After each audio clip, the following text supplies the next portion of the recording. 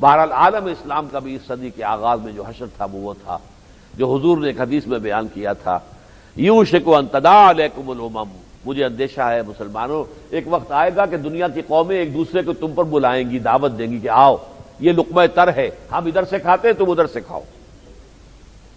صحابہ حیران ہوئے، امن قلت نحن یومئذ یا رسول اللہ، اے اللہ کے رسول کیا ہماری تعداد اس زمانے میں بہت کم رہ جائے گی جس کی وجہ سے ہمارا یہ حال ہوگا؟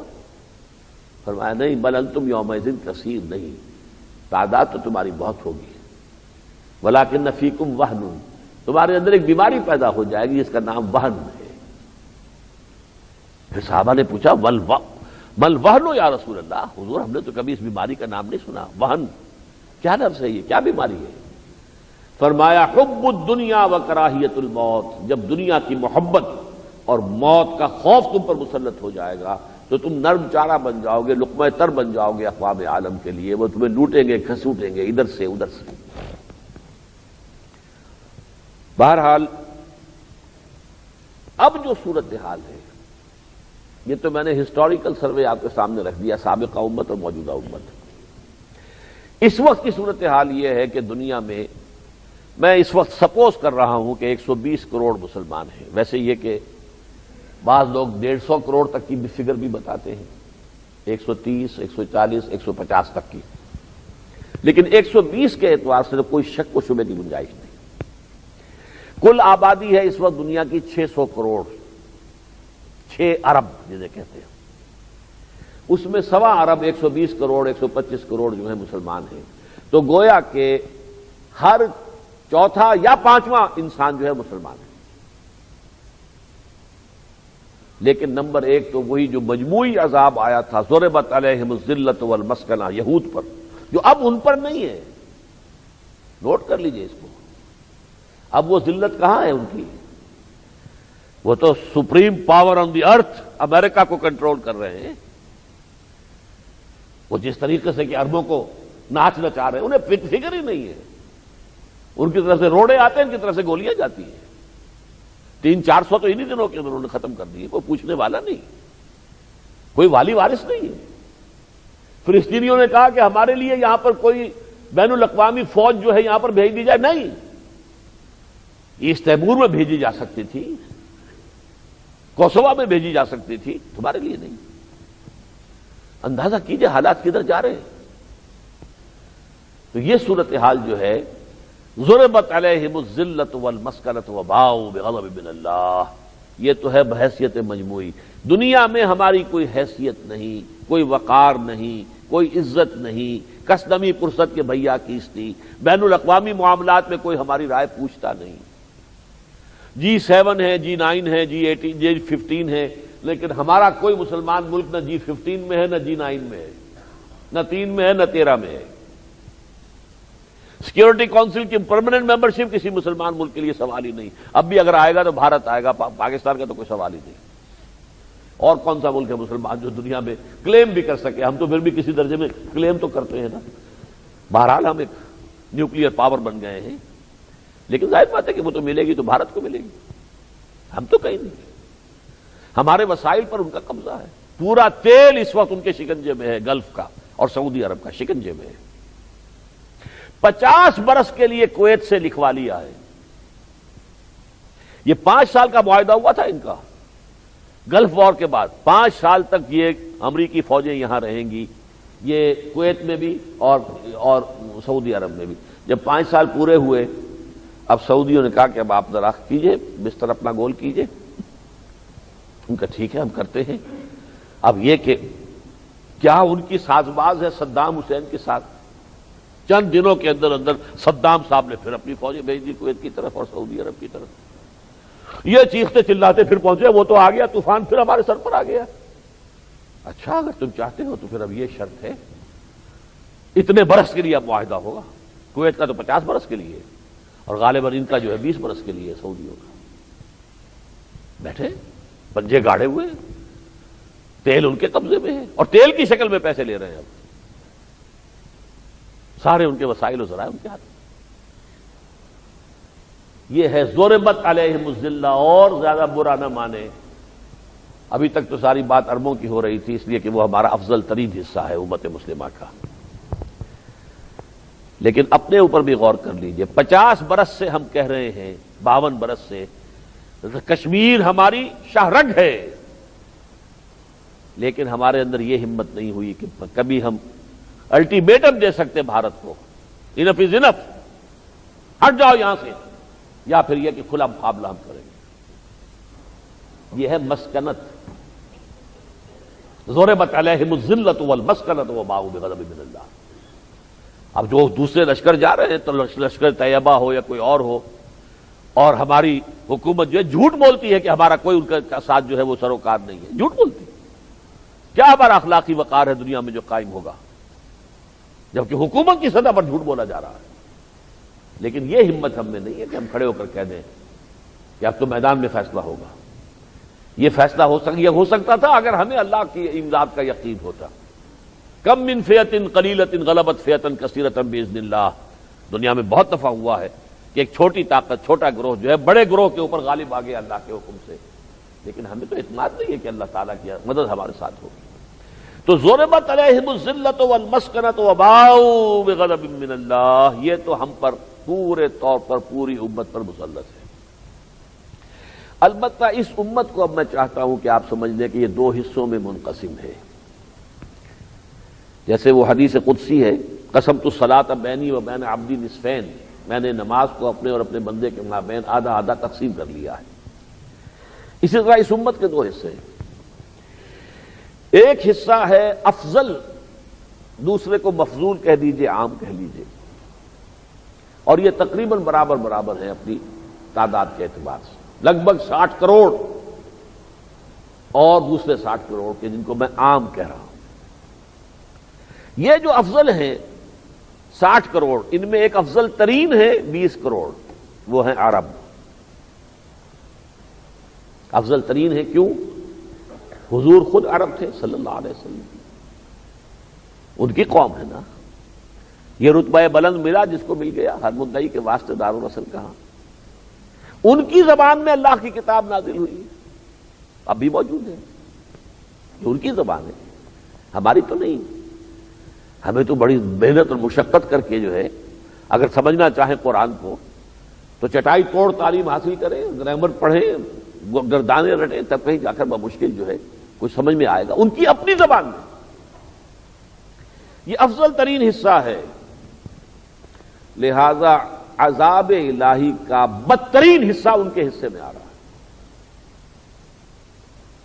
حدیث میں الفاظ ہیں ویل للعرب من شر قد اقترب، ہلاکت اور بربادی ہے عرب کے لیے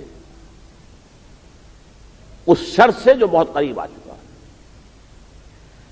اور حال ہی میں مجھے میرے ایک ساتھی نے توجہ دلائی کہ یہ ترمذی شریف کے اندر روایت موجود ہے، من اقتراب الساعۃ ہلاک العرب، قیامت کے قرب کی علامات میں سے یہ ہے کہ عرب ہلاک ہو جائیں گے۔ یہ جان لیجئے کہ یہ بھٹی اب کوئی دن کی بات ہے کہ دہک جائے گی، اس لیے کہ تاریخ ایک ایسی جگہ پر آ کر کھڑی ہو گئی ہے جسے آپ انگریزی میں امپاس کہتے ہیں، امپاس، جہاں سے گزرا جا ہی نہیں سکتا۔ بڑا عمدہ جو ہے کیپشن لگایا تھا ایک جو لندن سے رسالہ نکلتا امپیکٹ، نیگوشیٹنگ دی ان نیگوشیبل، ایک وہ شے ہے جس پر نیگوشیشن ہو سکتی ہی نہیں، اس پر نیگوشیٹ کرنے کی کوشش کر رہے ہیں، کیسے ہوگا؟ وہ ان نیگوشیبل کیا ہے؟ وہ ایک چھوٹا سا رقبہ ہے زمین کا جو ٹیمپل ماؤنٹ کہلاتا ہے، جس پر حضرت سلیمان نے اپنا پہلا معبد تعبیر کیا تھا، جسے پہلے نبوکدنضر نے گرایا، دوسری مرتبہ سن 70 میں ٹائٹس روبی نے گرایا، وہ گرا پڑا ہے، سن 70 سے گرا پڑا ہے۔ صرف ایک دیوار اس کی ویلنگ وال ہے، ویسٹرن وال، یہی یہودی وہاں جاتے رہے اور جا کر وہ ماتم کرتے ہیں، روتے ہیں، لیکن ظاہر بات ہے کہ یہ اسی میں اب 2 بڑے عظیم جو ہیں مسلمانوں کے مقدس مقامات جو ہیں وہ وہاں پر تعمیر شدہ ہے۔ مسجد اقصی ہے اس کے جنوبی حصے میں، اور این ٹیمپل ماؤنٹ کے اوپر جو ہے القبۃ الصخرہ ہے. اگر کبھی آپ ٹی وی وغیرہ پر دیکھتے ہوں اور یروشلم کا نقشہ سامنے کبھی کبھی آتا ہے تو جو سب سے بڑا ایک گنبد نظر آتا ہے اس میں سنہری گنبد، وہ ہے قبۃ الصخرہ، چٹان کا گنبد. وہ چٹان ہے در حقیقت، یہ جس کو ٹیمپل ماؤنٹ کہتے ہیں، ماؤنٹ. لیکن یہ کہ اب وہ چھوٹی سی چٹان رہ گئی. یہ پہلے پہاڑ تھا. آج سے یوں سمجھیے 3000 سال پہلے کی بات ہم کر رہے ہیں. یہ پہاڑ کی شکل میں تھا جس پر کہ ہیکل سلیمانی تعمیر ہوا تھا. اب جیسے کوہ صفا اور کوہ مروہ کیا رہ گئے؟ کبھی پہاڑ ہو گئے نا. یہ کوہ صفا اور کوہ مروہ اب کیا ہیں؟ صرف نشانیاں نظر آ رہی ہیں اس کی. کوہ صفا کی یہ مروہ ہے، یہ صفا ہے. اور صفا کے اوپر انہوں نے گنبد بھی بنا رکھا ہے، وہ آپ نے دیکھا ہوگا سعودیوں نے گنبد بنا. اسی طرح اس ٹیمپل ماؤنٹ کی جو چٹان ہے اس کے اوپر وہ بنا ہوا گنبد. صخرہ کہتے ہیں چٹان کو، چٹان کا گنبد. اور چونکہ اسی جگہ سے حضور کو معراج حاصل ہوا تھا، یہیں سے آپ کا آسمانی سفر شروع ہوا تھا، لہذا یہ مسلمانوں کے نزدیک مقدس ترین حرم مکی اور حرم مدنی کے بعد نمبر 3 درجے پر جو مقدس ترین مقام ہے وہ یہ ہے. اب سوئی وہاں آ کر اڑ گئی ہے. اور میں آپ کو بتانا چاہتا ہوں کہ اصل میں اس وقت جو ایک کنفلکٹ چل رہا ہے وہاں پر، اس کا پورا پس منظر آپ کے سامنے ہونا چاہیے. ایک طرف تو یہودیوں اور مسلمانوں عربوں کا کنفلکٹ ہے، پھر یہودیوں کے اندر اپنے کانفلکٹ ہے، عربوں کے اندر بھی ہے. عرب سارے کے سارے مذہبی لوگ تو نہیں ہیں، سیکولر لوگ بھی ہوں گے، بلکہ فلسطینی تو اکثریت جو ہے سیکولر ذہن کے لوگ ہیں، سیکولر ذہن، سیکولر مزاج. اسی طرح زائنزم جو ہے تحریک، یہ در حقیقت سیکولر مزاج یہودیوں کی تحریک ہے. اصل میں یہ یہودی ہیں بھی نہیں، یہ بھی نوٹ کر لیجئے. ابھی حال ہی میں کتاب چھپی ہے دی 13th ٹرائب. یہ ایک زمانے میں روسی علاقے میں ایک بادشاہ جو تھا اس نے یہودیت اختیار کر لی تھی یافس کی نسل سے. اور یہ ہیں ہادو، الذین ہادو، جو یہودی بن گئے، تہودو یا ہادو. اشکنیزی جو کہلاتے ہیں یہودی، یہ در حقیقت بنی اسرائیل نہیں ہے، یہ وہ یورپین ہیں. یہ سارے روس سے جو آئے ہیں اور پولینڈ کے جو ہیں، یہ سب کے سب گورے جو ہیں، جو معلوم ہوتا ہے یورپینز جو ہیں. یہ تو در حقیقت یہ رنگ و روپ جو ہے وہ تو فلسطین کے لوگوں کا تو ہے ہی نہیں، یہ تو ہے یورپ کا. یہ وہاں کے لوگ ہیں در حقیقت. اور جو زائنزم کی تحریک ہے وہ ان کی تحریک ہے، وہ عربوں کی، وہ بنی اسرائیل کی، یہودیوں کی تحریک نہیں ہے. یہودی وہ ہیں کالے کالے کوٹ پہنے ہوئے، لمبی لمبی داڑھیاں، زلفیں، اور یہ جو ہیں ہیسیڈک جن کو کہتے ہیں جیوس، اور سیفرڈن جن کو کہا جاتا ہے، یہ ہے اصل بنی اسرائیل. ان میں یہ تصادم چل رہا تھا کہ زائنزم جو ہے انہوں نے فلسطین حاصل کیا، جبکہ مذہبی یہودی جو ہے ابھی کچھ کرنے کے حق میں نہیں تھے. وہ تو منتظر تھے کہ ہمارا مسیحا آئے گا تو ہم پھر موو کریں گے، اس سے پہلے نہیں. اسی کے انتظار کر رہے ہیں، وہ مسیحا آئے گا. اب یہاں مجھے اس کی بھی وضاحت کرنی پڑے گی، مسیح سے مراد کیا ہے. دیکھیے یہود کی کتابوں میں سابقہ انبیاء جو تھے، prophets of the old testament, ان کی ایک پیشن گوئی بار بار آئی تھی کہ ایک اللہ کی طرف سے ایک نجات دہندہ یہودیوں کے لیے آئے گا، مسیح، اور وہ یہودیوں کو دوبارہ دنیا کے اندر عظمت دلائے گا اور جو اصل حکومت ہے ان کی وہ قائم کرے گا. یہ پیشن گوئی پوری ہو گئی حضرت مسیح علیہ السلام کی آمد پر، لیکن یہودیوں نے انہیں مانا ہی نہیں. ان کا یہ تو جھوٹا ہے، یہ مسیح نہیں ہے، یہ تو جادوگر ہے، یہ تو مرتد ہے، واجب القتل ہے. لہذا وہ سیٹ ابھی تک خالی ہے ان کے ہاں. The situation is vacant. ابھی وہ منتظر ہے اس مسیحا کے کہ وہ مسیحا آئے گا تو پھر ہم در حقیقت اپنی حکومت گریٹر اسرائیل قائم کریں گے. اور وہ گریٹر اسرائیل ہوگا دریائے نیل سے لے کر اور دریائے فرات تک. اور اس میں سعودی عرب کا بھی ایک حصہ آئے گا، مدینہ بھی شریک ہوگا، پورا شام ہوگا، پورا عراق ہوگا، ترکی کا بھی کچھ حصہ ہوگا، اور یہ جو اس وقت کا حجاز ہے مدینہ سمیت وہ بھی شامل ہوگا. یہ زائنزم کی تحریک جو ہے یہ ہے جن کو ہم کہتے ہیں بینکرز کی موومنٹ ہے. یہ تو بینکرز نے بہرحال انہوں نے جو بھی کوشش کی، چند تاریخیں آپ کو یاد رکھنی چاہیے. 1897 میں ان کا اہم ترین اجتماع ہوا زائنسٹ کا. اس میں انہوں نے ایک نقشہ چارٹ آؤٹ کیا ایک پلان کے مطابق. 20 برس کے اندر اندر بڑی کامیابی حاصل کر لی. بالفور جو فورن سیکرٹری تھا حکومت برطانیہ کا، اس سے یہ ڈیکلریشن حاصل کر لیا 1917 میں کہ یہودیوں کو فلسطین میں آ کر آباد ہونے کی اجازت ہے. اور وہ دبا دب آئے، پیسے ان کے پاس تھے، منہ مانگے دام دے کر انہوں نے فلسطینی عربوں سے ان کی جائیدادیں، ان کے کھیت، ان کے مکان خریدنے شروع کی، طاقت بنا لی۔ اس کے بعد جب یہ جنگ عظیم اول کے بعد، یہ سارا جو تھا ترکوں کا علاقہ تھا نا، ایلنبی نے آ کر فتح کیا یروشلم کو، پھر دمشق کو فتح کیا۔ اس کے بعد یہ ہے کہ جو اس وقت یونائٹڈ نیشنز تھی، لیگ آف نیشنز، اس نے برٹش مینڈیٹ میں حوالے کر دیا اس کو کہ اس کا جب تک کوئی فائنل کوئی فیصلہ نہیں ہوتا برطانیہ یہاں کا نگران رہے گا۔ اس مینڈیٹ میں انہوں نے خوب قدم جمائے، اپنی طاقت بنائی، اور یونائٹڈ نیشنز آرگنائزیشن جب بنی ہے تو اس نے اسرائیل کا اعلان کر دیا، اور وہ بھی برطانیہ ہی کے در حقیقت مشورے پر اور تجویز پر۔ تو 1897 ایلڈرز آف دی زوائنز کا اجلاس، 1917 20 برس کے بعد بالفور ڈیکلریشن، 1948 21 برس کے بعد اسرائیل بالفعل قائم، اور 20 برس بعد 1967 میں جو جنگ ہوئی 6 ڈیز وار، اس میں انہوں نے ادھر ادھر سے علاقے اور فتح کر کے یروشلم کو بھی اپنے ہاتھ میں لے لیا، اور وہ خواب ان کا پورا ہو گیا کہ اب یروشلم دوبارہ سن 70 میں جو نکلے تھے وہاں سے 70 عیسوی میں، اب وہ وہاں پر دوبارہ 1967 عیسوی میں آ کر قابل ہو گئے۔ 1900 کتنے برس بنے یہ؟ تقریباً 1900 برس۔ اب سوال یہ ہے کہ وہاں پر وہ اپنا تھرڈ ٹیمپل تعمیر کرنا چاہتے ہیں۔ جو سیکولر یہودی ہے وہ تو یہ کہتا ہے، اسے تو پیسے سے غرض ہے کہ دیکھو ہمیں کیا ضرورت ہے کہ ہم اپنا گریٹر اسرائیل قائم کریں، گریٹر اسرائیل قائم ہوگا تو وہاں عرب آباد ہیں، تمہاری ان کی چپلکش چلے گی مسلسل، تم انہیں مارو گے وہ تمہیں ماریں گے، یہ ہوگا نا۔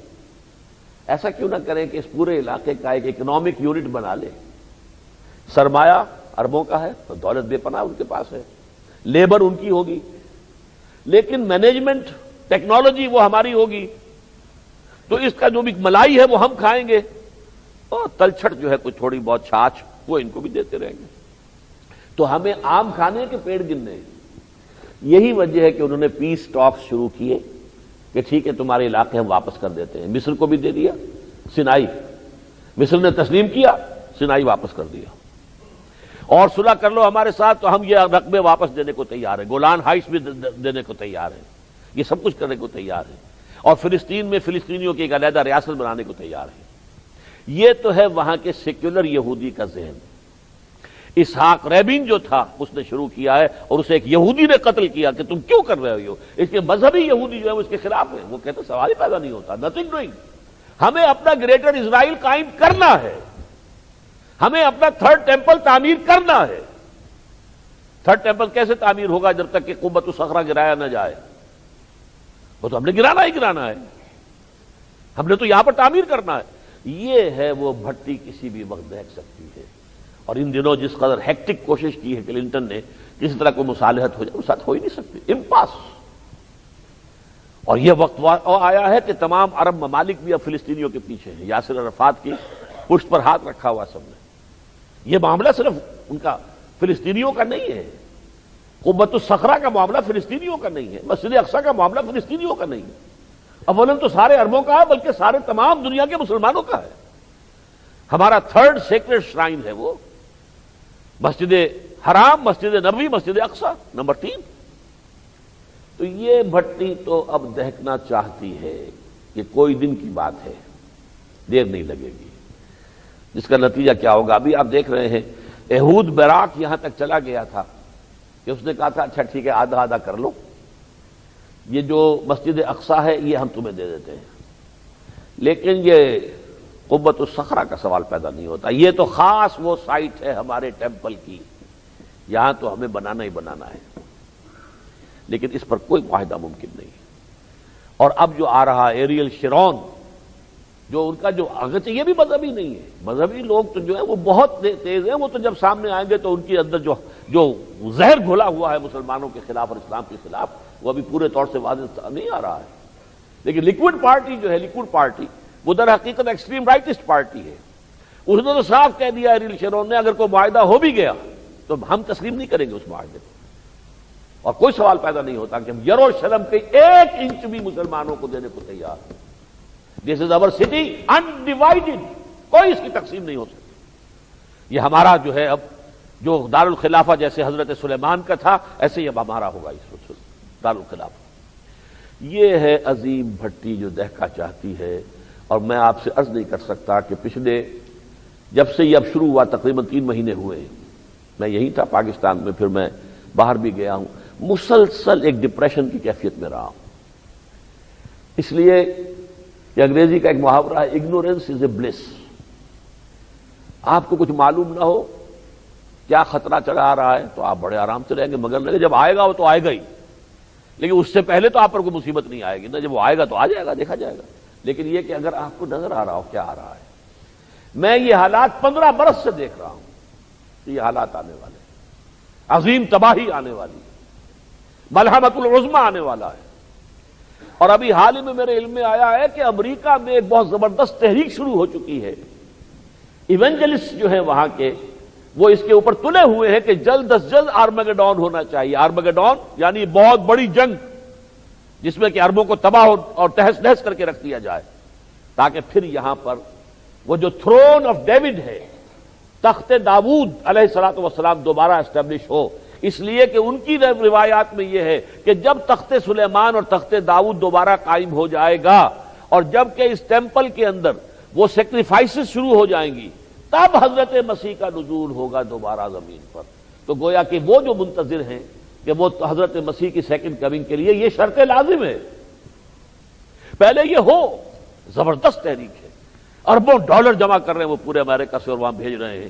اور اس قدر ان سے بڑھ کر یہودیوں سے بڑھ کر زیادہ جو ہے اس وقت جو ہے اسرائیل کی حکومت کے کچھ پناہ بنے ہوئے ہیں. تو اس کا جو بھی نتیجہ نکلنے والا ہے حدیثوں میں تو موجود ہے. اس قدر بڑی ہلاکت آئے گی، اتنے لوگ مریں گے کہ ایک پرندہ اڑتا چلا جائے گا، اسے زمین پر کوئی ایک جگہ نہیں ملے گی خالی جہاں وہ اتر سکے. لاشوں سے پٹی ہوئی ہوگی زمین، یہاں تک کہ تھک ہار کر اس کے جب یہ پر شل ہو جائیں گے، گر پڑے گا تو لاش پر گرے گا. اس لیے کہ ظاہر بات ہے کہ یہ جنگ اگر شروع ہوتی ہے تو اسرائیل تو بالکل نہیں جھجکے گا. 100 سے زیادہ ایٹم بم اس کے پاس موجود ہے، اس کے استعمال سے باز نہیں رہے گا. ورنہ تو اسرائیل کی حیثیت کیا ہے؟ اگر یہ ساری امریکہ اور اس کی ساری یورپ کی طاقتیں اس کا ساتھ نہ دیں تو اسرائیل کی حیثیت کیا ہے؟ ٹکا بوٹی کر دیں عرب چند منٹوں کے اندر. کہاں 40-50 لاکھ آدمی، میکسیمم یہ تعداد ہے. پوری دنیا میں کل 13 ملین ہے، کل 13 ملین، ان میں سے بھی 5 ملین تو بیٹھے ہوئے ہیں امریکہ کے اندر. وہ امریکہ کی جو ہے آسائی سے چھوڑ کر آسانی سے ابھی آنے کو تیار نہیں ہے. مذہبی یہودی جو ہے وہ آسانی سے ہلنے کو تیار ہی. وہ تو کہتے ہیں ہمارا مسیحا جب کھڑا ہوگا تب آئیں گے ہم. لہذا وہ وقت دور نہیں ہے، وہ مسیح الدجال کوئی یہودی کھڑا ہوگا اور کہے گا کہ میں مسیح ہوں، اور پھر لوگ جو ہے پھر وہ بھٹی دہکے گی. اگرچہ اس کے بعد مسلمانوں کے شدید نقصان کے بعد وہ وقت بھی آنا ہے، اس کی خبر دی ہے محمد الرسول اللہ صلی اللہ علیہ وسلم نے. پھر حضرت مسیح کا نزول ہوگا، حضرت مہدی کا ظہور ہوگا، اور پھر وہ ان میں سے یہودیوں کا آخری استیصال ہو جائے گا. لیکن اس سے پہلے جو ملحمۃ العظمی ہونا ہے، اس میں جو مسلمانوں کو بالخصوص عربوں کو جو بھی نقصانات برداشت کرنے ہیں، یا من اقتراب الساعۃ ہلاک العرب اور ویل للعرب من شر قد اقترب، اس کی وجہ کیا ہے پھر نوٹ کر لیجئے. جو جرم یہودیوں نے کیا وہی عربوں نے کیا. ان کے پاس تورات تھی، ان کے پاس قرآن تھا. انہوں نے تورات کی پیروی نہیں کی، انہوں نے قرآن کی پیروی نہیں کی. جو جرم ان کا ہے وہی ان کا ہے. ہمارا بھی ہے لیکن ہم سے کہیں زیادہ بڑھ کر ان کا ہے. یہ کہ ہماری مادری زبان میں قرآن نہیں ہے، ان کی مادری زبان میں قرآن ہے. ان کا جو درجہ ہے فضیلت کا، لہذا سختی بھی انہی پر ہے. جن کے رتبے ہیں سوا، ان کی سوا مشکل ہے. تو بہت بڑا عذاب امت مسلمہ کے اس بہترین حصے کے اوپر آنے والا ہے. اب آئیے، میں نے جو افضل گنا تھا 60 کروڑ، ان میں افضل ترین تو 20 کروڑ ہو گئے عرب. نمبر 2 افضل کون ہے؟ مسلمانان ہند. آج میں ہند کا لفظ استعمال کر رہا ہوں. 53 سال پہلے یہ ایک ملک تھا، آج اس کے 3 ملک ہیں، بنگلہ دیش، بھارت اور پاکستان.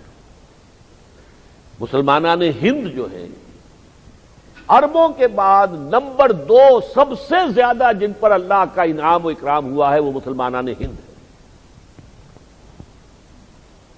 اس لیے کہ نبوت کے خاتمے کے بعد سب سے بڑا دینی منصب مجددین، ان اللہ یبعث فی هذه الامة علی راس کل 100 عام من یجدد لها دینہا، 1000 برس تک سارا مجدد عالم عرب میں آئے۔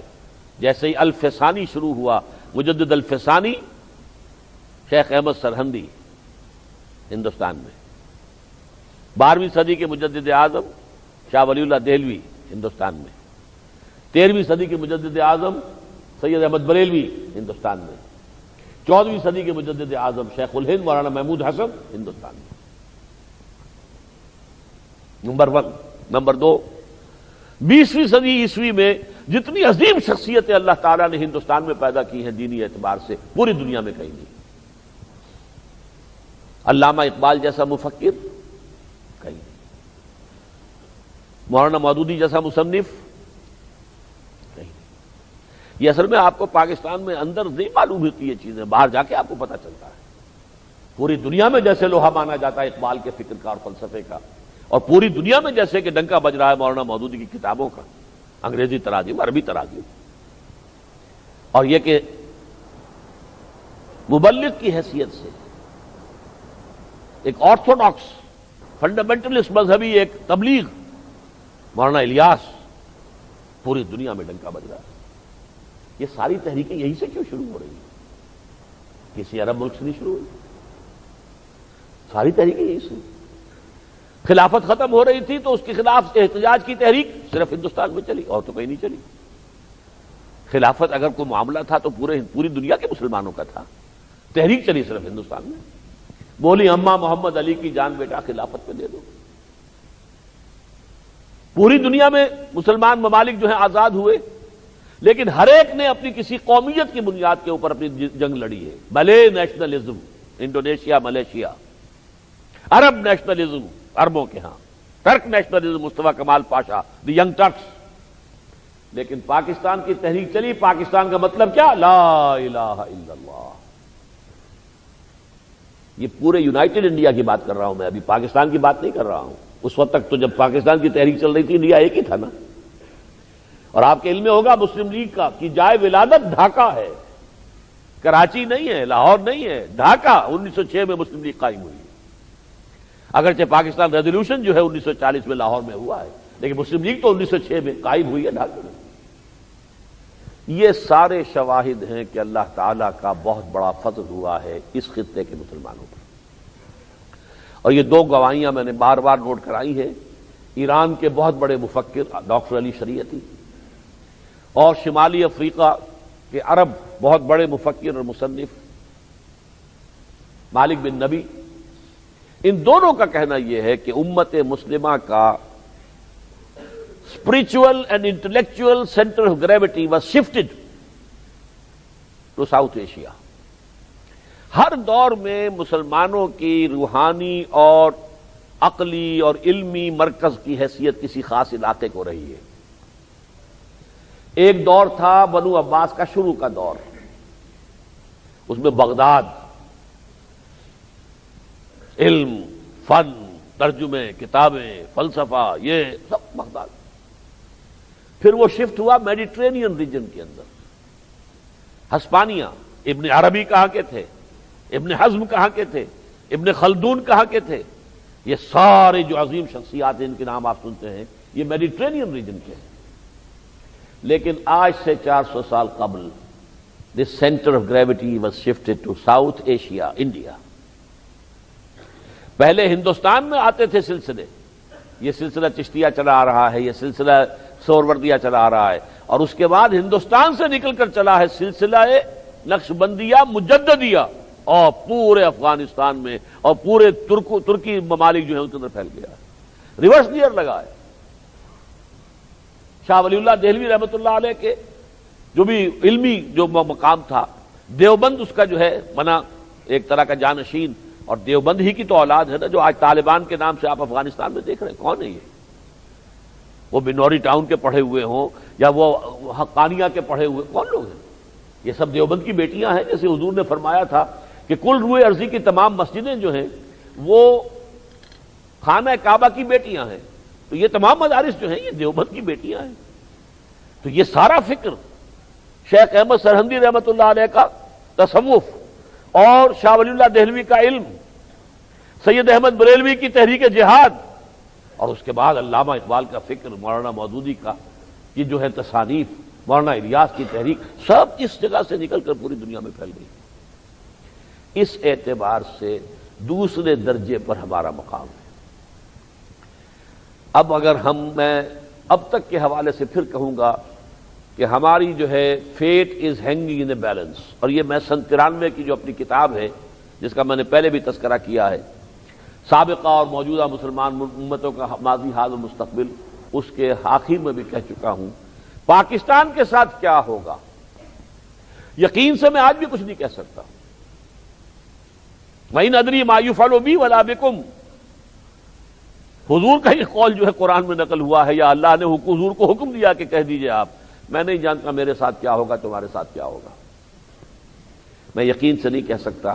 لیکن ہینگنگ ان دی بیلنس، اللہ کا اتنا فضل و کرم اس خطہ زمین پر ہوا، پھر اللہ نے ہمیں معجزانہ طور پر پاکستان عطا کر دیا، ہم فیل ہوئے، ہم نے پاکستان میں اسلام نافذ نہیں کیا، اس کی سزا کا ایک کوڑا ہم پر 1971 میں پیٹھ پہ پڑ گیا، ہمارے 2 لخت ہو گیا ملک۔ وہی خطہ جو مولد تھا مسلم لیگ کا، جہاں ولادت ہوئی تھی، اسی نے پاکستان کا لیبل جو ہے اپنے ماتھے سے اتار کر اور خلیج بنگال کے اندر ڈال دیا، اور اس صدی میں 2 مرتبہ اللہ کا وہ بدترین عذاب امت مسلمہ پر آیا ہے جو قرآن مجید میں سورہ انعام میں آیت نمبر 65 میں بیان ہوا ہے کہ 3 قسم کے عذاب اللہ کے ہوتے۔ قل هو القادر على ان يبعث عليكم عذابا من فوقكم او من تحت ارجلكم او يلبسكم شيعا ويذيق بعضكم بعض بعض، 3 شکلیں ہیں، آسمان سے کوئی عذاب نازل ہو جائے، زمین میں سے کوئی آ جائے، یا تمہیں آپس میں تقسیم کر کے گروہوں میں ایک دوسرے سے ٹکرا دے، نہ آسمان کو کوئی تکلیف دینے کی ضرورت، نہ زمین کو کوئی تکلیف دینے کی ضرورت۔ یہ بدترین عذاب جو ہے اس صدی میں 2 مرتبہ آیا ہے۔ ترکوں نے، عربوں نے ہزاروں ترکوں کو قتل کیا ہے۔ سلطنت عثمانیہ، یہ دول یورپ اسے ختم نہیں کر سکتی تھی، ناممکن تھا۔ یہ یورپ کا مرد بیمار بھی اتنا قوی تھا، ابھی اگر بغاوت نہ ہوئی ہوتی عربوں کی طرف سے تو یہ الائیڈ پاورز جو تھی وہ اس کو شکست نہیں دے سکتی۔ ہزار ترکوں کو عربوں نے شہید کیا، حرم میں کیا ہے۔ اب بھی جب آپ جاتے ہیں عمرے کے لیے تو باب عبدالعزیز جو ہے اس سے نکلیں گے، اگر ملک عبدالعزیز والا دروازہ بڑا، سامنے پہاڑی ہے، اس کے اوپر ایک قلعہ ہے، بہت پرانا قلعہ ہے، یہ ترکوں کا قلعہ تھا، ترکوں کے زمانے کا ہے۔ مغرب کے وقت وہاں سے گیریزن، وہاں کے جو لوگ تھے فوجی، وہ آئے ہوئے تھے حرم کے اندر نماز پڑھنے کے لیے، جبکہ وہاں پہ اپرائزنگ ہوئی ہے، سب وہیں ذبح کیے گئے، حرم کے اندر ذبح کیے گئے، اور ان کے پاس توپیں تھیں، وہ چلا سکتے تھے، لیکن انہوں نے کہا کہ نہیں، ہم توپ چلائیں گے تو خانہ کعبہ کو گردن پہنچ جائے گا، ذبح ہو گئے۔ اور دوسری مرتبہ جو مشرقی پاکستان میں ہوا، آج بھی حسینہ واجد کی حکومت چاہتی ہے معافی مانگو ہم سے، کوئی کہہ بیٹھتا ہے کہ جو کچھ مفتی باہری نے کیا تھا اس کا بھی حساب کتاب تو دو نا، پہلے دونوں نے کیا ہے، کوئی کم نہیں کیا، جو کچھ ہوا ہے وہاں پر بہاریوں کے ساتھ اور مغربی پاکستان کے مسلمانوں کے ساتھ، اب کیا معلوم وہ ہندوؤں نے کیا یا مسلمانوں نے کیا، تو بنگالی بولتے ہوئے آتے تھے، بنگالی زبان بولتے ہوئے آتے تھے، بنگالی جو ہے نعرے لگاتے ہوئے بنگلہ کے آتے تھے، اور جواب میں جو کچھ ہماری فوج نے کیا وہ بھی کیا، اس میں کوئی شک نہیں۔ ہماری فوج تو فرشتوں کی فوج تو نہیں، جو دنیا کی عام فوجیں ہوتی ہیں تقریباً ویسی فوجیں، بدترین قسم کے معاملات جو ہوئے وہاں پر ہوئے، اس میں کوئی شک نہیں۔ اس حوالے سے ایک کوڑا تو ہماری پیٹھ پر برس گیا ہے۔ اب جس کو میں کہتا ہوں ہینگنگ ان دی بیلنس، اس کے حوالے سے ہو سکتا ہے کہ عذاب ادنا تو آ گیا تھا، عذاب اکبر بھی آ جائے۔ اس کو کہیں کسی چنڈو خانے کی بڑھ نہ سمجھیے، کتنی بڑی طاقت ہے اس وقت ہندو دنیا کے اندر۔ آج امریکہ جو ہے ان کی خوشامد کر رہا ہے، پیمپرنگ کر رہا ہے، کلنٹن صاحب 5 دن وہاں پر رہ کر گئے ہیں، آپ کو 5 گھنٹے دیے تھے انہوں نے۔ اس وقت کمپیوٹر میں وہ امریکہ کے بعد نمبر 2 پر ہے۔ سائنسدان ان کے ہاں اس کثرت کے ساتھ ہیں، آپ تصور نہیں کر سکتے ان کے ملٹری مائٹ۔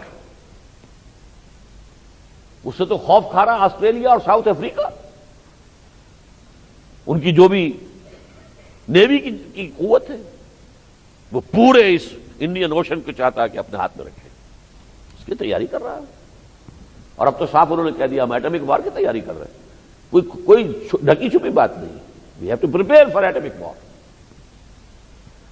اگر خدا نہ خواستہ پاکستان کو کچھ ہو گیا، دنیا تو اس کی نوید آپ کو سنا رہی ہے، وہ نوید کہہ لیں اسے یا منحوس خبر کہہ لیں۔ پہلے ایک کتاب چھپی تھی کہ 1906 میں حصے وقرے ہو جائیں گے، وہ بھی 2006 میں، خاص اسی اعتبار سے کہ 1906 میں مسلم لیگ شروع ہوئی تھی، تو 100 سال کے بعد جو ہوگا وہ یہ ہوگا کہ پاکستان ختم ہوگا۔ اب یہ کہ ان کا بہت بڑا تھنک ٹینک کہہ چکا ہے 2020 میں کوئی پاکستان نہیں ہوگا، نہ افغانستان ہوگا نہ پاکستان ہوگا۔ افغانستان کا بھی بڑا حصہ جو ہے وہ ایران لے جائے گا یا کچھ روسی ریاستیں لے جائیں گی، باقی یہ سارا ہندوستان ہوگا۔ یہ امریکہ کا جو ٹاپ موسٹ تھنک ٹینک ہے وہ کہہ رہا ہے۔ تو اس حوالے سے میں نے 93 میں جو میری کتاب چھپی تھی، میں نے پاکستان کے مستقبل کے بارے میں 3 باتیں کہی تھی۔ 3 امکانات ہیں، 3 آلٹرنیٹیوز ہیں۔ ایک ہے ہوپنگ اگینسٹ ہوپ، لیکن ہوپنگ فار دی بیسٹ۔ آثار اس کے کوئی نہیں، حالات کوئی سامنے نہیں ہے، لیکن ہوپنگ اگینسٹ ہوپ۔ اللہ تعالیٰ اس قوم کو توبہ کی توفیق دے دے، ہوش میں آ جائیں، اسلام قائم کریں، نظام اسلامی، اور نافذ کریں قوانین اسلامی۔ اگر یہ ہو تو کیا کہہ دیں۔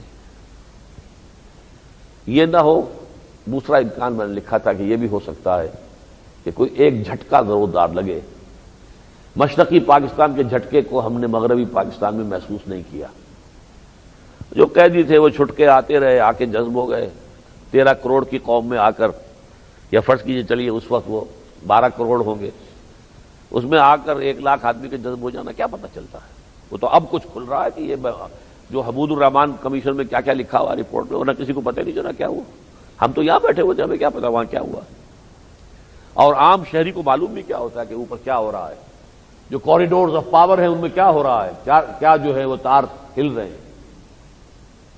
بہرحال اگر پاکستان کو خدا نہ خواستہ کچھ ہو گیا، پہلی بات تو میں نے کہا تھا کہ ہم توبہ کریں اور واقعتاً اللہ ہمیں توفیق دے دے، اس کے آثار کوئی نہیں۔ دوسری ہے کہ کوئی ایک جھٹکا لگا شاید ہم ہوش میں آ جائیں، شاید یہ بھی گھاٹے کا سودا نہیں ہوگا۔